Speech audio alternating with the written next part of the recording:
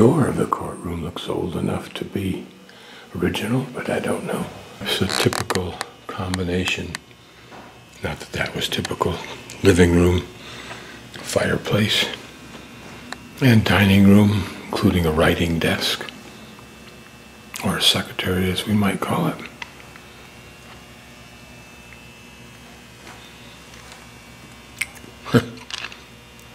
An early picture of the Coliseum. Some shots from the Black Museum, also a part of this building. Makeshift repair of a kid's bike. Notice that not only is the seat makeshift, but also some of that even looks familiar to me. Imagine all the parades, all the 4th of Julys, this drum celebrated. Imagine the crowds that walked through. Imagine, if you can, that this drum could remember all that it saw, and it remembered some of the people alongside the route who were young boys and young girls. But it also remembers when they were old men and old women. Models of early airplanes.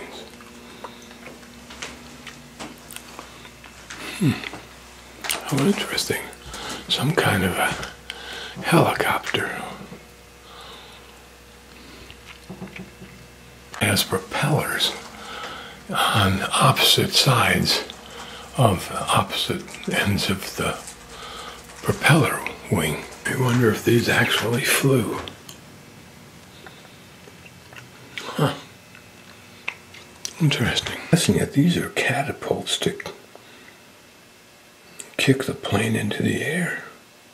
Huh. Such elegance compared to how we dress today. Particularly if these were dresses that might have been seen, some of them, in normal daily use. Those are Civil War carbine. Spencer repeating. I remember those in the movies. 1880, the kind of thing given to the Indians out west. Here's some muskets from the early 1800s. Like the man who's donated most of the weapons in this museum, if not the other items. Just seeing all of these arrowheads just gives us a little hint of the depth and the breadth of that Indian culture. Of course, we're looking at hundreds or thousands of years. In the late 1800s, which would put it to 1750, 1780.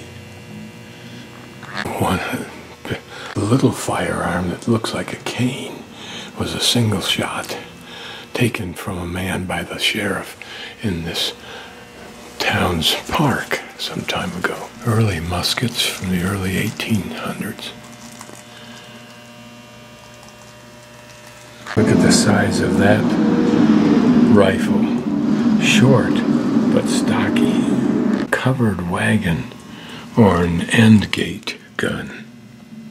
Guns were used by the pioneers crossing the plains, filled with bolts, pieces of chain, anything else, and they literally carried them mounted in the back of a wagon to shoot at Indians who might pursue them. The old buckskin-looking shirt, but I don't think it's buckskin.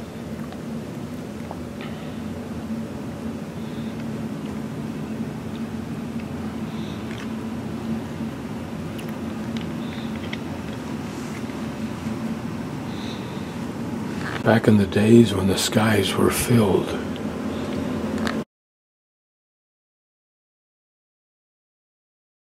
This is the jail, presumably where Duff lived his 8 months while the circuit roamed about. But in fact, it's thought that he probably lived as a member of the sheriff's household. It's pretty interesting, though, isn't it?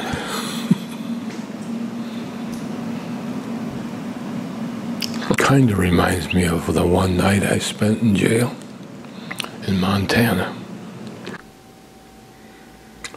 taken during the Douglas-Lincoln debates.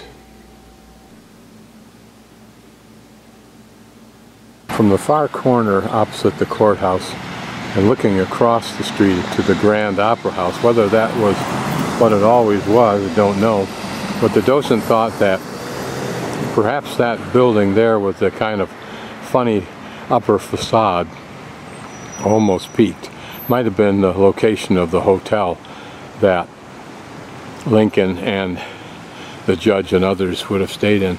And these buildings probably were original to that time. It's a beautiful monarch butterfly. I think it's a monarch, but its wings are closed, so it's not so pretty. I was hoping to find the date on these buildings, but I wasn't able to. So 1872 doesn't take us back quite far enough. I've never before been impressed as much as I am now by the great number of substantial rivers all the way across this Midwest, and how they combine to make this not only a tremendous resource, a tremendous network of transportation, historically as well as now. I think that's a turtle sitting on that log. There's a little chunk of old, but how old I don't know. Once upon a time it might have been an important old building alongside the river.